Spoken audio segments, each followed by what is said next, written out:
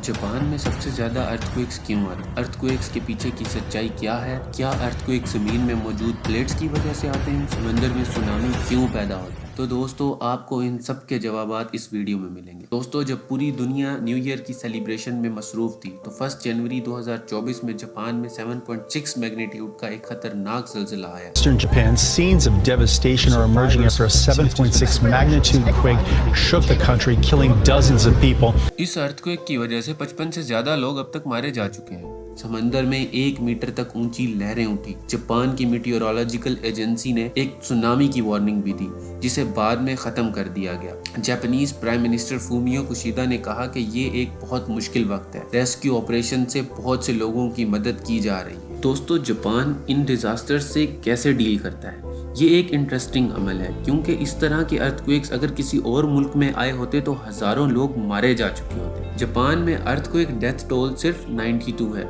तो दोस्तों इन सब के बारे में बात करेंगे इस वीडियो में। 1 जनवरी के अर्थक्वेक को 2024 सी ऑफ जापान अर्थक्वेक कहा गया है और इसको नोटो पेनिनसुला अर्थक्वेक भी कहते हैं। इसकी एग्जैक्ट लोकेशन आप यहाँ मैप में भी देख सकते हैं। इस जगह को नोटो पेनिनसुला कहते हैं। दोस्तों पेनिनसुला उस जगह को कहते हैं जिसके 3 तरफ पानी मौजूद हो और एक साइड लैंड के साथ कनेक्टेड हो। इस अर्थक्वेक की शिद्दत का अंदाजा आप ऐसे लगा सकते हैं कि इस अर्थक्वेक को 500 किलोमीटर दूर जापान के कैपिटल टोक्यो में भी महसूस किया गया। तो सिर्फ जापान में सबसे ज्यादा अर्थक्वेक्स क्यों आते हैं, ये समझने के लिए आपको टेक्टोनिक प्लेट्स के बारे में जानना पड़ेगा। टेक्टोनिक प्लेट्स अर्थ की सबसे आउटर मोस्ट लेयर को कहते हैं, जो अपर पार्ट ऑफ मेंटल और क्रस्ट को मिलाकर बनती है। अर्थ के कोर में मौजूद हीट की वजह से कन्वेक्शन करंट्स पैदा होते हैं और वो टेक्टोनिक प्लेट्स की मूवमेंट का बाइस बनते हैं। अगर मैप पर आए तो टोटल 16 मेन टेक्टोनिक प्लेट्स हैं, जो कि कन्वेक्शन करंट्स की वजह से हर साल स्लो मूवमेंट करती हैं, और जब ये एक दूसरे से टकराती हैं या कोलाइड करती हैं तो अर्थक्वेक जनरेट होता है। और जो कंट्रीज या एरियाज इन टेक्टोनिक प्लेट्स की बाउंड्रीज पर मौजूद होते हैं वो अर्थक्वेक से सबसे ज्यादा मुतासिर होते हैं। और जापान का मसला भी यही है कि वो 4 अलग टेक्टोनिक प्लेट्स का सेंटर पॉइंट है, इसलिए जापान में सबसे ज्यादा अर्थक्वेक्स आते हैं। अब जो भी कंट्रीज इन प्लेट्स के रीजन के दरमियान में होते हैं वहाँ सबसे कम अर्थक्वेक्स देखने को मिलते हैं,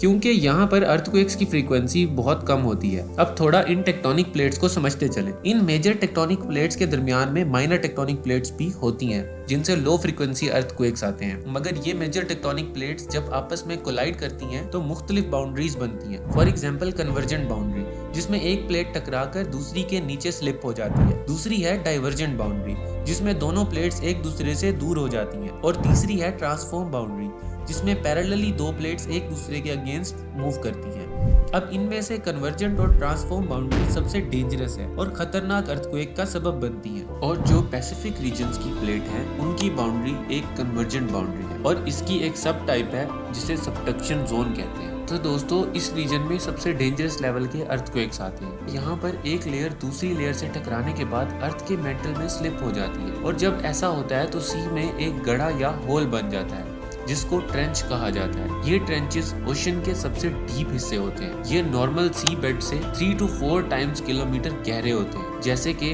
मैरियाना ट्रेंच, जो कि 10.9 किलोमीटर डीप है। अब दोस्तों जापान के साथ भी एक ट्रेंच मौजूद है जो कि 8 to 10 किलोमीटर डीप है और इसे जापान ट्रेंच कहा जाता है। अब जिस रीजन में सबसे ज्यादा अर्थक्वेक्स आते हैं उसे पैसिफिक रिंग ऑफ फायर भी कहा जाता है, और जापान इस पैसिफिक रिंग ऑफ फायर की बाउंड्री पर लाई करता है। इसी वजह से यहाँ डेंजरस लेवल के अर्थक्वेक्स आते हैं। यहाँ गहरा समंदर मौजूद है, यहाँ वोल्केनोज इरप्ट होते हैं और यहीं पर सुनामी देखने को मिलते हैं। जापान ने अपने आप को सुनामी से बचाने के लिए बहुत से स्टेप्स लिए हैं, जैसे कि इन्होंने सुनामी कंट्रोल फॉरेस्ट बनाए हैं ताकि ट्रीज से सुनामी को रोका जा सके। इन्होंने कोस्टल डाइक्स क्रिएट किए हैं जो कि पत्थर से बनाई जाती हैं। सुनामी इवैक्यूएशन टावर्स बनाए हैं ताकि सुनामी के वक्त लोग इन टावर्स पर अपने आप को सेफ रख सकें। इवैक्यूएशन ड्रिल्स की मदद से कॉमन पीपल को सुनामी से डील करने के तरीके बताए जाते हैं। इन्होंने अपनी 22,000 मील कोस्ट लाइन के 40% हिस्से पर कंक्रीट वॉल बना दी है, मगर अक्सर ये भी नाकाम हो जाती है जब समंदर में अर्थक्वेक आता है। मगर दोस्तों जापानीज की एंटी अर्थक्वेक बिल्डिंग स्ट्रेटेजी बहुत अच्छी है।